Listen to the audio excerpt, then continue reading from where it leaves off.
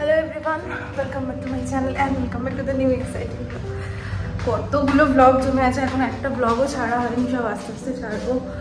আমি এখন রেডি হয়ে বেরোচ্ছি, যাবো একটু মামাবাড়ির ওখানে। বেসিক্যালি আমি যাচ্ছি জনপ্রিয়তে, কয়েকটা জিনিস নেওয়ার আছে সেই জন্য।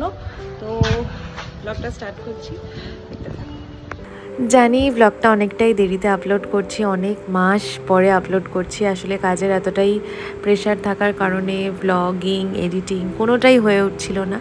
কিন্তু এখন সিজন প্রায় শেষের মুখে আর কাজের চাপটাও অনেকটাই কম, তাই জন্য ভাবলাম যে ছোটো ছোটো করে যে ব্লগগুলো করেছিলাম সেগুলো আপনাদের সাথে শেয়ার করি। আপনারা অনেকেই আমার কাছে জানতে চেয়েছেন আমার বিয়ের ওয়েডিং জুয়েলারি বা গয়না কোথা থেকে আমি কিনেছি। তো আমার বিয়ের অধিকাংশ গয়নাই আমি কিনেছিলাম দ্য জনপ্রিয় জুয়েলার্স থেকে, যেটা হাবড়াতে।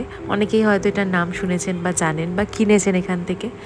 তো আজকে যাওয়ার একটা বিশেষ কারণ হচ্ছে মেহেরের জন্য একটা রেগুলার ওয়্যারের চেন নেওয়ার জন্য, যাতে ডেলি বেসিসেও পড়তে পারে। বিয়েতে যে চেনটা দেওয়া হয়েছিল সেটা একটু লোটাস প্যাটার্নে, যেটা রেগুলার পরার জন্য নয়, এবং চেনটা কেটেও গেছে একটা জায়গাতে, যেহেতু রেগুলার ওয়্যারের জন্য নয় সেই জন্য। তো এখানে প্রথমেই জনপ্রিয় যাওয়ার জন্য যেটা করতে হয় সেটা হচ্ছে যে আমরা বারাসাত হয়ে গেছিলাম, মধ্যমগ্রাম হয়ে গেছিলাম। তো ওখান থেকে ট্রেন ধরে তারপর হাবড়া থেকে ওখান থেকে ওয়াকিং ডিস্টেন্স। আমার মামার বাড়িও যেহেতু হাবড়াতে, তাই একই সাথে দুটো কাজ হবে আজকে। একটু টুকিটাকি কেনাকাটিও হবে, সাথে দেখা করব দিদার সাথে। তো এখানে আমি দেখছিলাম আমার জন্য নোয়া, যেটা রেগুলার ইউজ করব, আর তারই সাথে দেখছিলাম একটা গিনি রিং, যেটা আমার অনেক দিনের ইচ্ছা ছিল। কিন্তু আনফর্চুনেটলি যে রিংটা আমি নিয়েছিলাম সেই রিংটা একদিন হাতে দেওয়ার সাথে সাথে রিংটা ভেঙে গেছে। তো এটা যখন আমি পরে আবার এক্সচেঞ্জ করাতে যাই বা রিটার্ন করতে যাই, তখন কিন্তু তারা পুরো হাফ মেকিং চার্জটা কেটে নিয়েছিল, এবং যেটা প্রচণ্ড পরিমাণে আমি ডিসঅ্যাপয়েন্ট হয়েছিলাম যে একদিন মাত্র হাতে দেওয়ার সাথে সাথেই জিনিসটা এরকম খারাপ হয়ে গেছে। যাই হোক, সেটা আমি রিটার্ন করে আবার অন্য একটা জিনিস আমি পারচেস করে নিয়েছি অন্য জায়গা থেকে। আর মেহেরের জন্য এই চেনটা সেই ঘুরে ফিরে আবারও সেই লোটাস প্যাটার্ন, বিকজ ওর হালকা বা স্লিক ডিজাইনের মধ্যে কিছু পছন্দ হচ্ছিল না। তো সেই জন্য ওর জন্য এই চেনটা নিয়েছিলাম, আর আমার জন্য রেগুলার ইউজের জন্য এই নোয়াটা নিয়েছিলাম জনপ্রিয় থেকে। তোমরা দেখে কিন্তু অবশ্যই জানিও কীরকম হয়েছে। আর প্রচণ্ড খিদে পেয়ে গেছিলো, কারণ সকালবেলা আস্তে সেরকম কিছু খেয়ে বেরোয়নি, তাই এখানে চলে গেছিলাম মা আর মেয়ে দুজনে মিলে লাঞ্চ করতে।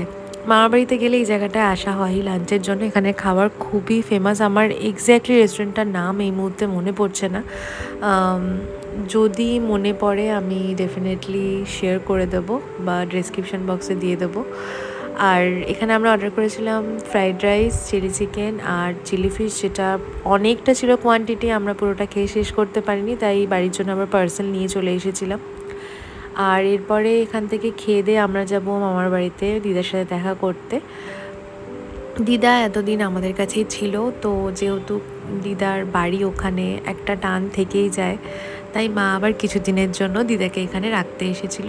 তো যেহেতু এখানে এসেছি, তাই দিদার সাথেও একটু দেখা করে যাব। বিয়ের পর আসাও হয়নি সেরমভাবে, তো তাই জন্য ভাবলাম যে যাই দিদার সাথে দেখা করে আসি। যেহেতু জগদ্ধাত্রী পুজো ছিল, তখন আমাদের যে মানে গলির মুখটাতে মামার বাড়ি ঢুকতেই সেইখানে এরকম বিশাল বড় করে পুজো হয়। আর অশোকনগর, হাবড়া এইসব জায়গায় তো জগদ্ধাত্রী পুজোর প্রচণ্ড প্রচলন রয়েছে। আমাদের কলকাতায় যেরকম দুর্গা পুজো হয়, এইসব জায়গায় সেরকম জাঁকজমকভাবে জগদ্ধাত্রী পুজো হয়। তো মায়ের দর্শন করলাম, তারপরে আবার রওনা দিলাম মামার বাড়ির উদ্দেশ্যে। মামার বাড়িতে আসলে পরেই আশেপাশে দিদা বা মায়ের বন্ধু বা তাদের মায়েরা, তারা ছোটোবেলা থেকে আমাদেরকে দেখেছে এবং আমাদেরকে দেখে, এবং তাদের সাথে খুবই ভালো রিলেশন। আশেপাশে সবাই চলে আসে দেখা করতে, এটা বেশ ভালো লাগে আর এতটা আন্তরিক। আজকাল কজনেই বা কে কার বাড়িতে যায়, ডাকলেও তো মানুষ আসে না, কিন্তু বিনা ডাকেই আমরা যখনই যাই তখনই কেউ না কেউ অন্তত এসে দেখা করে, এটাই বেশ ভালো লাগে। তো এখানে সবাই এসেছে, গল্পগুজব হচ্ছে।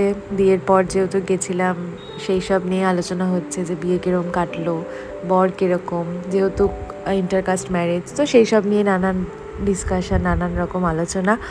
তো যেহেতু বিকেল হয়ে গেছে, আমাদেরকে অনেকটা পথ এখন যেতে হবে, তাই জন্য দিদাকে টাটা করে এবার আমাদের বাড়ি ফেরার পালা। মনটা বেশ খারাপই লাগে যখন দিদাকে ছেড়ে আসি। দিদা এখন বর্তমানে মায়ের কাছেই রয়েছে, মানে আমাদের কাছেই রয়েছে। আমি ভিডিও তুলছি বলে আমাকে বলছে আমাকে এই অবস্থায় ভিডিওতে নিস না। ভীষণ সুইট।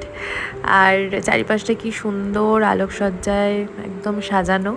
চন্দননগরের মতন হাবড়া অশোকনগরেও খুব সুন্দর জাঁকজমকভাবে জগদ্ধাত্রী পুজো হয়। এখানে একটু চা খেলাম। চা খাওয়ার পর হাবড়া স্টেশন থেকেই বাচ্চার বিরিয়ানি প্রচণ্ড ফেমাস আর ভাইরাল, তো বিরিয়ানি নিয়ে তারপর বাড়ি ফিরলাম, যাতে ফিরতে ফিরতে রাত হয়ে যাবে, এসে আবার রান্নাবান্না করার ঝামেলা থাকবে না। আর এই যে মেহেরকে যেটা এনেছি ওর জন্য সেটা ওকে দেখাই, দেখি ওর কীরকম কী পছন্দ হয় না হয়। হারটা বেশ পছন্দ হয়েছে ওর। আনার সাথে সাথেই তো গলায় দিয়ে একবার ফেলে দেখলো যে কীরকম কী লাগছে, কিন্তু সেই ঘুরে ফিরে রেগুলার ইউজের জন্য তো পরতে পারবে না, কারণ এটা রেগুলার ইউজের জন্য নয়। যাই হোক, কোনো অনুষ্ঠান বা অকেশানে নিশ্চয়ই পরবে হয়তো। তো চলুন আজকের মতন ব্লগটা তাহলে এখানেই এন্ড করছি। যদি ভালো লেগে থাকে do like, comment, share and subscribe to my channel.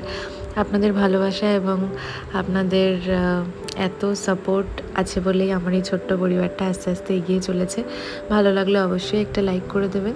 দেখা হচ্ছে পরের একটা ব্লগে আপনাদের সাথে। ততক্ষণ সবাই খুব ভালো থাকবেন, সুস্থ থাকবেন, আর আমার এই ছোট্ট পরিবারটাকে এইভাবেই ভালোবাসবেন। বাই।